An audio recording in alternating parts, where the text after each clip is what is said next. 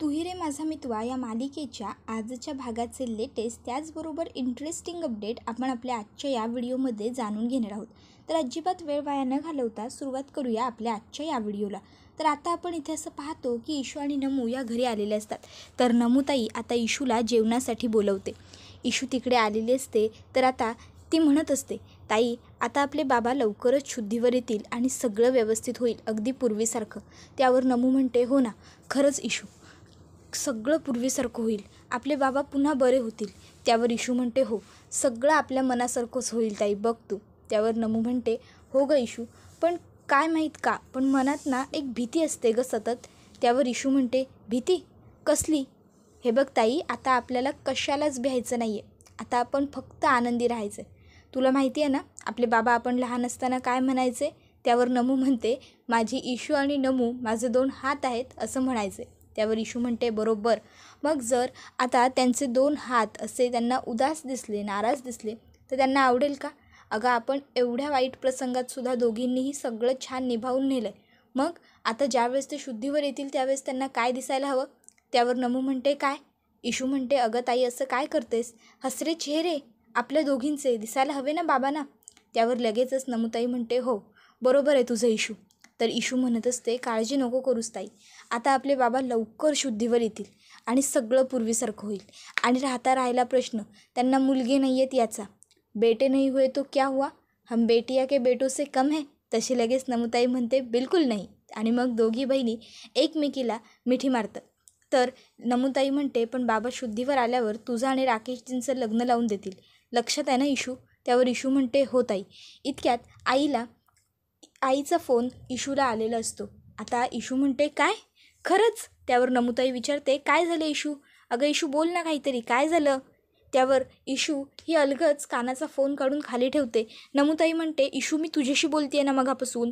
त्यावर लगेचच इशू म्हणते, ताई, आईचं असं म्हणणं आहे की आत्ताच डॉक्टर येऊन गेलेत आणि हळूहळू बाबांना शुद्ध येते.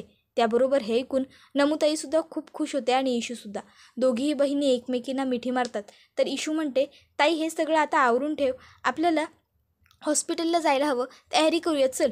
तर आता दुसरीकडे राजेश हा घरी आलेला असतो. आता तो शांत बसलेल्या अंजलीला बघतो आणि विचार करतो, ह्या अर्णवमुळे माझी बावळट बायकोसुद्धा आता फार विचार करायला लागली.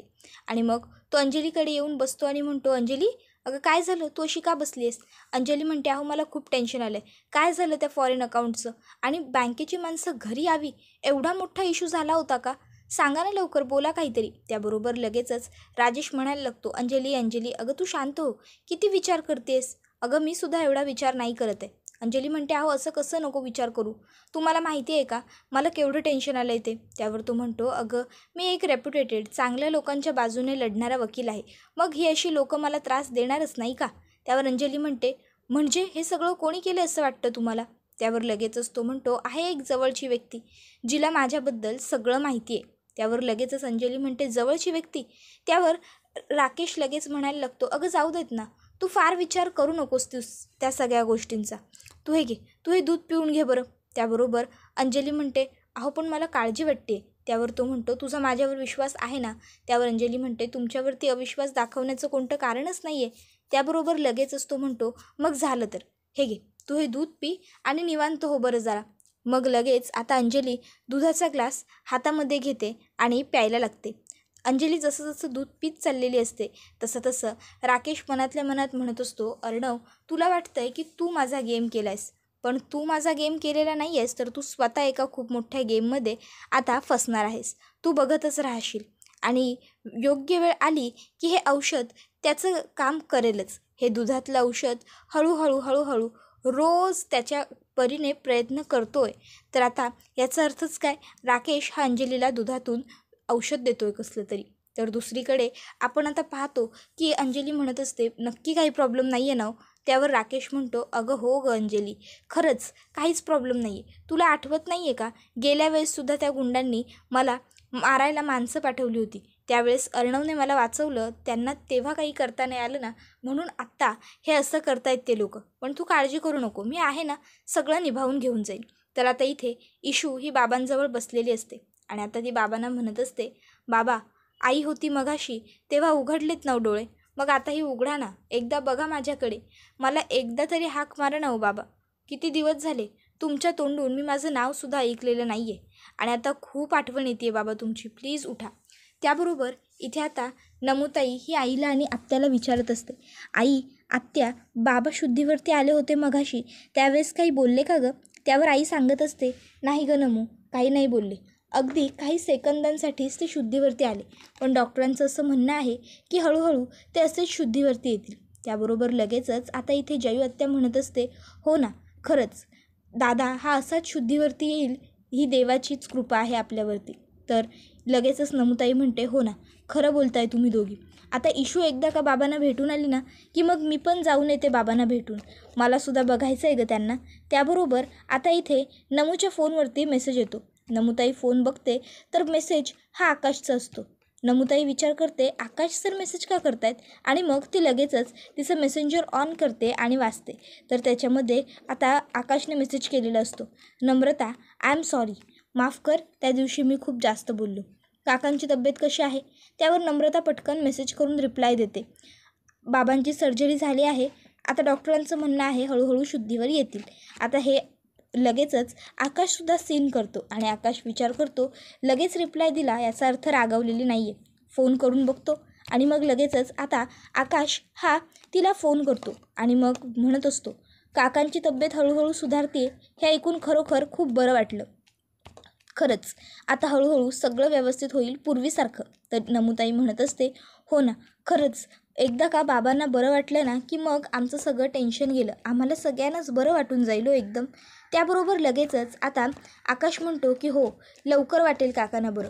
Bye the way Namrata, in any case दादा आज हॉस्पिटलला आला होता का गं? त्याबरोबर लगेचच ती म्हणते, अर्णव सर नाही, ते काय येतील ऑफिसला, ते नाही आलेले हॉस्पिटलला एकदासुद्धा. त्याबरोबर लगेचच आकाश म्हणायला लागतो की अगं म्हणजे बघ ना, मे बी आला असेल पण तेव्हा तू हॉस्पिटलमध्ये नसशील, त्यामुळे तुला माहीत नसेल, असं काहीसुद्धा होऊ शकतं ना. त्यावरती म्हणते, हो मला नाही माहिती, पण मी खरं सांगू का, मला नाही वाटत की अर्णव सर हॉस्पिटलला आलेत म्हणून. त्याबरोबर मग लगेचच आता नम्रता म्हणते, बरं सर चला मी फोन ठेवते. त्यावर आकाश म्हणतो, हो हो नक्की ठेवून दे आणि काळजी घ्या, लवकरात लवकर काका शुद्धीवरती येतील, होईल सगळं व्यवस्थित. त्याबरोबर आता इथे आकाशला मात्र प्रश्न पडलेला असतो की नेमकं दादाचं चाललं आहे तरी काय. जर दादा हॉस्पिटललासुद्धा गेला नव्हता तर तो ऑफिसलासुद्धा का आला नव्हता, नेमकं काय करतोय तो. तर इथे इशूने आता नैवेद्यासाठी नारळी भात बनवलेला असतो. इतक्यात नमुताई तिकडे येते आणि विचारते, इशू काय गं, काय करतेस? इशू म्हणते, बाप्पाला नैवेद्य दाखवण्यासाठी नारळी भात बनवते. त्यावर लगेचच नमुताई म्हणते, अगं इशू, पण आपल्या घरच्या बाप्पाचा नैवेद्य तर कधीच तयार झाला आहे. त्यावर नमुताई म्हणते, तर मग इशू सांगते की अगं ताई, हा घरच्या बाप्पासाठी नाही तर कणकवलीचा राजा आहे ना त्याच्यासाठी आहे. त्यावर लगेचच नमुताई म्हणते, काय? अगं तिकडे आता कोण जाणार आहे? अगं तिकडे जायला आता कमीत कमी 2-2.5 तास तरी लागतील. त्याबरोबर इशू म्हणते, ताई अगं मला माहीत आहे की 2-2.5 तास लागतील ते, पण हा नैवेद्य घेऊन कोणीतरी जाणार आहे. त्याबरोबर नमुताई म्हणते, कोणीतरी जाणार आहे म्हणजे कोण जाणार आहे हा नैवेद्य घेऊन? त्याबरोबर इशू आता लगेचच सांगायला लागते, अगं आपले आदेशदादा आहेत ना, ते सध्या सगळे नैवेद्य घेऊन वगैरे जाणार आहेत, म्हणून मग मी सुद्धा माझा नैवेद्य त्यांच्याकडे देईन आणि त्यांना सांगेन की माझ्या बाबांसाठी तुम्हीही प्रार्थना करा आणि एकदा का माझे बाबा बरे झाले की त्यांना घेऊनच तुझ्या दर्शनाला येईन. आणि मग त्या दोघी बहिणी हात जोडून त्यांच्या बाबांना बरं वाटावं यासाठी प्रार्थना करतात. तर इकडे लगेचच वल्लरी मामी ही लावण्याला म्हणत असते, लावण्या खरं सांगू का तुला, तू तुझ्या आईशी बोलून आलीस ना, हे खूप बरं काम केलंस हा. आणि आता तुझ्या आईने सुद्धा आमच्या ओल्ड लेडीला कॉल करून स्वतःहून सांगितलं आहे की त्या ज्या मुहूर्ताला म्हणतील त्या मुहूर्ताला तुझी आई लग्नाला हजर असेल म्हणून. आता यामुळे खरंच खूप फायदा होईल आपल्याला. त्याबरोबर लगेच लावण्या म्हणत असते, मामी ARला माझ्या मुठीत ठेवण्यासाठी आणि माझ्या ताब्यात बांधून घेण्यासाठी माझ्याकडे दुसरा काही पर्याय नव्हता हो, म्हणून मी हे सगळं केलं. आता काहीही करून 8 दिवसात पुढच्या आमचं लग्न पार पडायला हवं, दॅट्स इट. त्याबरोबर त्या ठिकाणी अर्णव आलेला असतो. लावण्य अर्णवकडे येते आणि लगेचच प्रेमाने त्याचा हात पकडत म्हणते, AR आता आपलं लग्न होतं आहे फायनली. आणि हो तुला बॅचलर्स पार्टी वगैरे काही प्लॅन करायची आहे तर ती करून घे, झाली का नाही तुझी करून प्लॅन? ॲक्च्युली मम्मा म्हणत होती की तुला जर फॉरेनमध्ये बॅचलर्स पार्टी करायची असेल तर तिकडेच ती सगळे अरेंजमेंट करेल म्हणून. बट मीच म्हटलं की नाही नको, यावेळेस मी सुद्धा ARच्या कुठल्याच गोष्टीत पडणार नाही आहे आणि तू सुद्धा पडू नको. त्याला सगळं त्याच्या मर्जीने करू दे, कारण काय पुढे आता चान्स मिळणार नाही आहे ना तुला. बाय द वे, आपण आपलं प्री वेडिंग मात्र आपणच करायचं हा, दोघांनी ठरवून. त्यावर अर्णव म्हणतो प्री वेडिंग. त्यावर ती म्हणते हो मग.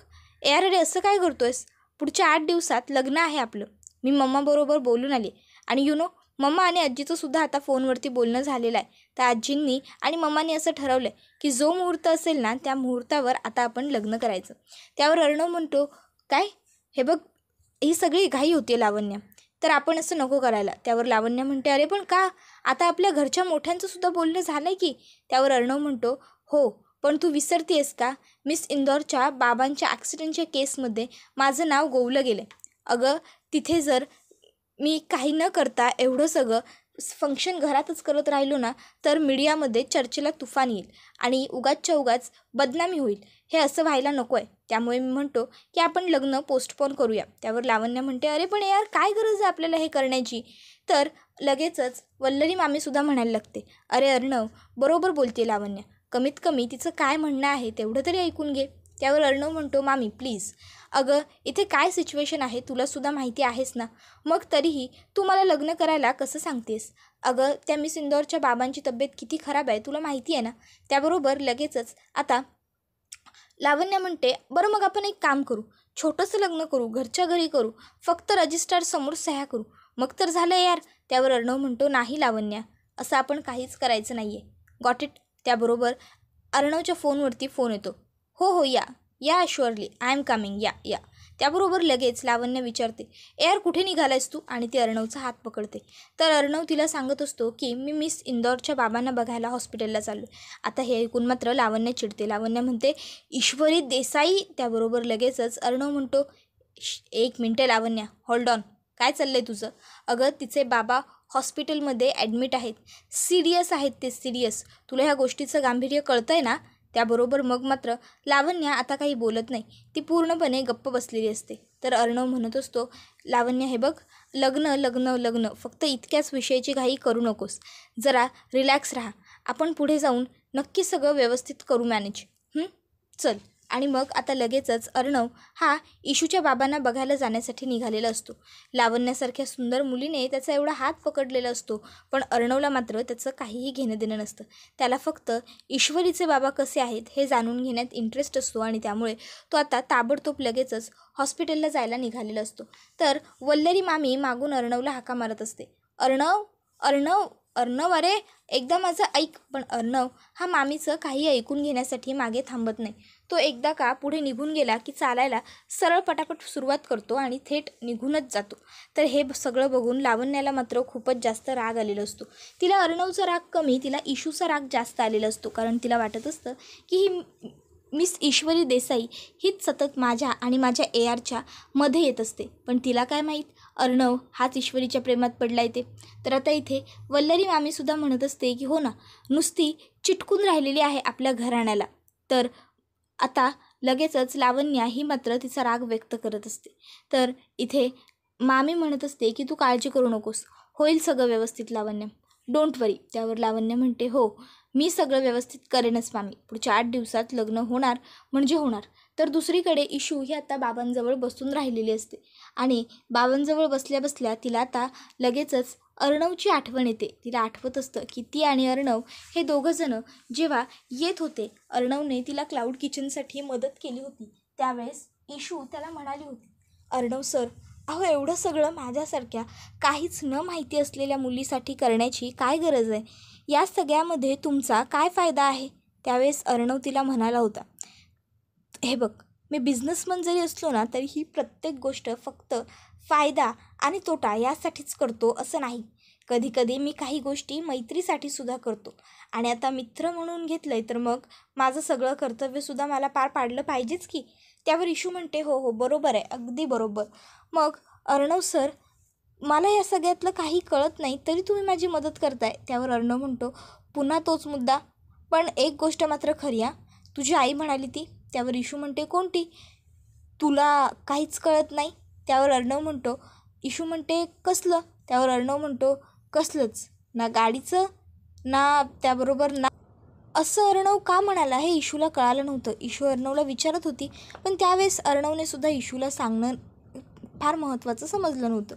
इशू म्हणत असते, अर्णव सर का वागलात असे? तुम्ही म्हणाला होतात ना माझी मैत्री दोन्ही तुमच्यासाठी खूप महत्त्वाचं आहे म्हणून. मग माझ्या बाबांच्या बाबतीत ही एवढी मोठी चूक करताना तुम्हाला एकदा आपली मैत्री आठवावीशी नाही वाटली का? इतकं वाईट का वागला तो माझ्या बाबांबरोबर? काय अवस्था झाली आज त्यांची तुमच्यामुळे. इतक्यात इशूचं लक्ष बाबांच्या हाताकडे जातं. बाबा आता हळूहळू शुद्धीवरती येत चाललेले असतात. फक्त अर्णव अर्णव अशा ते हाका मारतात. इशू म्हणते बाबा अर्णव सरांचं नाव का घेत असतील? तर आता लगेचच इशू म्हणते बाबा तुम्हाला काही होतं आहे का? बाबा तुम्ही रिलॅक्स राहा बाबा, मी आले डॉक्टरांना घेऊन. आणि मग आता लगेचच इशू अजिबात वेळ वाया न घालवता पटकन डॉक्टर कुठे आहेत हे शोधण्यासाठी निघून जाते. तर आता इथे सुप्रिया ही बाबांजवळ येते आणि बाबांना म्हणत असते बाबा काळजी करू नका, सगळं व्यवस्थित होईल. तुम्ही लवकर बरे व्हाल. सगळं व्यवस्थित होईल. तुम्ही आत्ता जसं इशूकडे डोळे उघडून बघितलं तसं पुन्हा एकदा डोळे उघडा ना बाबा. माझ्याकडे बघा, एकदा बघा मला. त्याबरोबर मग मात्र आता बाबा हे काहीच हालचाल करत नसतात. इतक्यात तिकडे सिस्टर आणि डॉक्टर आलेले असतात. आता ते दोघंजणं पटापट बाबांचा सगळं व्यवस्थित चेकअप करतात आणि आता डॉक्टर पटकन म्हणतात ओ माय गॉड. त्यानंतर आता इशू आणि आई ह्या दोघीजणी डॉक्टरांशी बोलत असतात. डॉक्टरांना विचारत असतात की काय झालं होतं डॉक्टर मघाशी. त्यावर डॉक्टर सांगतात की काही नाही, तेलकट पदार्थ खायला दिला असेल कदाचित म्हणून तसं झालं. त्याबरोबर लगेचच आता डॉक्टर म्हणते की बरं ठीक आहे, बाय द वे मी मग निघू का? त्यावर इशू म्हणते डॉक्टर बाबा शुद्धीवरती कधी येतील? त्याबरोबर लगेचच आता ती म्हणायला लागतात की येऊ शकतात काही वेळेस 6 महिन्यात, काही वेळेस वर्षभरात, तर काही वेळेस कितीतरी वेळसुद्धा लागतो डिवोर्समधून बाहेर यायला. तुम्ही काही काळजी करू नका. आय होप सो की त्या लवकरच डिवोर्समधून बाहेर येतील. आणि मग आता ते डॉक्टर तिकडनं निघून गेलेले असतात. पण आपले बाबा हे कोमात गेलेले आहेत हे ऐकून मात्र इशूला खूप मोठा धक्का बसलेला असतो. तिला खूप वाईट वाटलेलं असतं या गोष्टीचं. पण तरीही त्या दोघींना दाखवत नव्हती की मी नाराज आहे, मी नर्वस आहे, मी खुश आहे असंच मी सगळ्यांना भासवत होते. त्याबरोबर लगेचच आता डॉक्टर हे सांगत असतात की तुमच्या बाबांची कंडिशन ही जरा अवघड आहे, म्हणजे त्यांच्या मेंदूवरती ताण आलेला होता. त्याबरोबर लगेच इशू म्हणते काय ताण? पण आता बाबा ठीक आहेत ना? त्यावर आता डॉक्टर सांगतात की ते कोमात गेलेत. तर दुसरीकडे आपण पाहतो की राकेश फोनवरती बोलत असतो आणि तो सांगत असतो की अर्णव राजे शिर्केचा गेम करायचा आहे आणि काही फॉरेन अकाउंटमधले पैसेसुद्धा काढायचे आहेत, तर तू मला उद्या भेट. आणि इतक्यात अंजली येऊन आता राजेशच्या मागे उभी राहिलेली असते.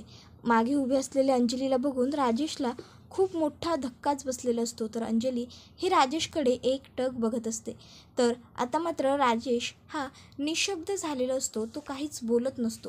तर आता अंजली ही मात्र त्याच्याकडे नजर रोखून एकटक बघत असते. त्यानंतर अर्णव हा ईश्वरीला भेटण्यासाठी हॉस्पिटलला आलेला असतो. तो ईश्वरीला म्हणत असतो हे बघ मिस इंदौर, माझं ऐकून घे. ईश्वरी म्हणते लांब राहा माझ्यापासून, हात लावू नका मला, प्लीज डोंट टच मी. कळतंय तुम्हाला आज काय झालं आहे तुमच्यामुळे? तुमच्या चुकीची शिक्षा माझे बाबा भोगतायत. अहो कोमात गेलेत ते, कोमात. कधी बाहेर येतील, काय होईल काहीही सांगता येत नाही आहे. तुमच्यामुळे झालं हे सगळं अर्णव सर, आणि मी कधीच माफ नाही करू शकणार तुम्हाला, कधीच नाही. एक गोष्ट कायम लक्षात ठेवायची तुम्हाला तुमच्या गुन्ह्याची शिक्षा मिळणार, जरूर मिळणार, आणि ती मी घडवून देणार. तुमच्यामुळे आज झालं हे सगळं. आता हे सगळं ऐकून अर्णवला खूप वाईट वाटतं. अर्णव काही बोलणारच नसतो, कारण बोलून इशू देतच नसते. त्याबरोबर हा व्हिडिओ इथेच संपतो. व्हिडिओ आवडला तर व्हिडिओला लाईक करा. चॅनलवर नवीन असाल तर चॅनलला सबस्क्राईब करा आणि बेल आयकॉन आठवणीने प्रेस करा, जेणेकरून तुम्हाला पुढच्या प्रत्येक व्हिडिओचं नोटिफिकेशन मिळत जाईल आणि सर्व व्हिडिओंचा आनंद हा अगदी उत्तम पद्धतीने घेता येईल. आजच्या पुरतं इथेच थांबूया. पुढचा व्हिडिओ येईपर्यंत टाटा, बाय बाय, धन्यवाद, take care all of you.